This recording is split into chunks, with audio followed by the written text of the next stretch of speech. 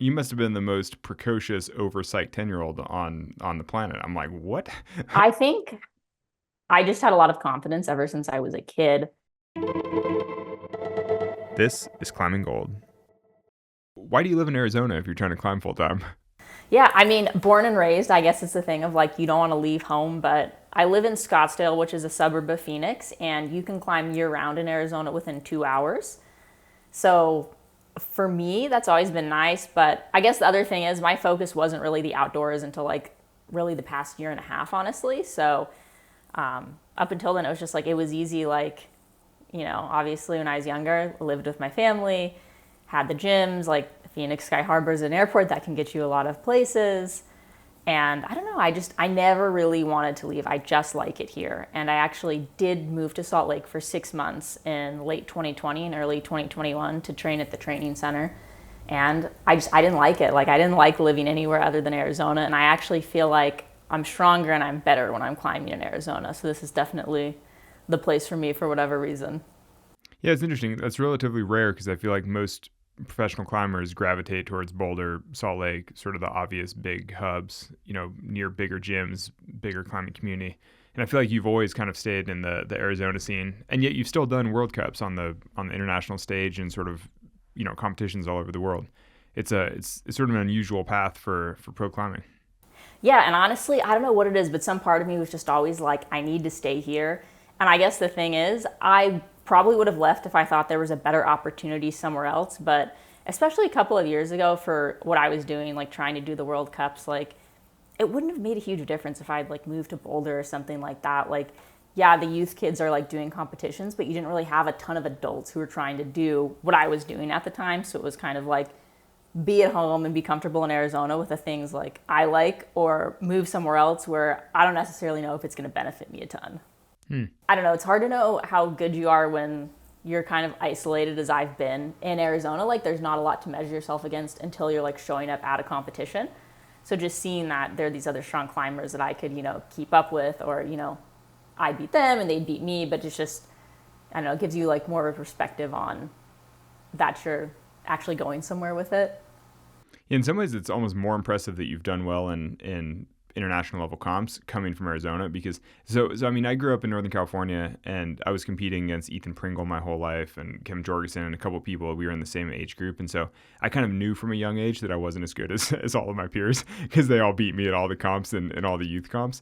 But then it was especially apparent when I went to my first and only international level comp, like youth internationals, when I was 19 or something, my last year, and I got like, I forget, but 45th or something, like just kind of middle of the pack.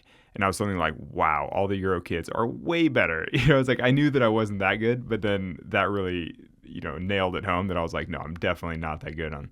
And I feel like coming from, I mean, I don't want to call it a backwater, but sort of like a random, like a random town like that, and then showing up on the international stage, aren't you like, whoa, like all these other people are so good? Yeah, that was basically this summary of what happened when I did my first World Cup when I was 16. Because when I was a youth, like our region was Southern California, Arizona, and Southern Nevada, and there were some really good climbers in Southern California and Arizona. So I kind of like knew that, and obviously like U.S. nationals and stuff. But yeah, my first World Cup, I was like, oh wow, like all of these people are just as good as me, and a lot of them are much better than me. And it was just, yeah, it was really eye opening to see that pool of talent. Yeah, the European, I mean, the first time you go overseas, and now, I mean, I suppose when I was in youth comps, it felt like the European scene was insane, but now the Asian scene is equally, elite. So it's like now I feel like if you go to an international comp as a kid, you're suddenly like, oh my God, every other kid in the world is way better than me.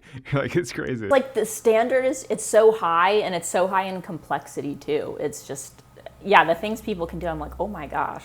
Like it's just, yeah, jaw dropping. So when you started climbing, social media didn't exist, Mm-mm. basically. I mean, same for me. I mean, there wasn't even digital media really at that point. There were no smartphones yet. And so talk about the slow transition. Like at what point did you start sharing climbing publicly? Like at what point did you even start documenting climbing? Or is that something like were your parents always filming you at comps and things like that? Like at what point did you start sharing your climbing? Yeah, I mean, I would say, as parents do, obviously, I've got lots of photos and videos from competitions, but everything that's kind of been behind any media and social media has actually been me.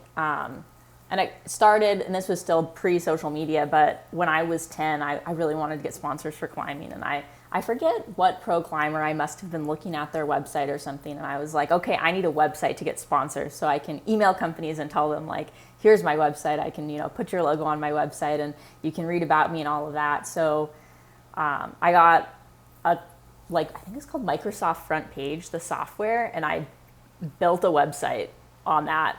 Nothing very complex, but 10-year-old me had my website up there, and then I started contacting sponsors, and the first company I contacted actually said like, yeah, they'd sponsor me. It was just product. It wasn't, money at the time, but for a 10-year-old, that's the most exciting thing in the world. You must have been the most precocious, oversight 10-year-old on the planet. I'm like, what?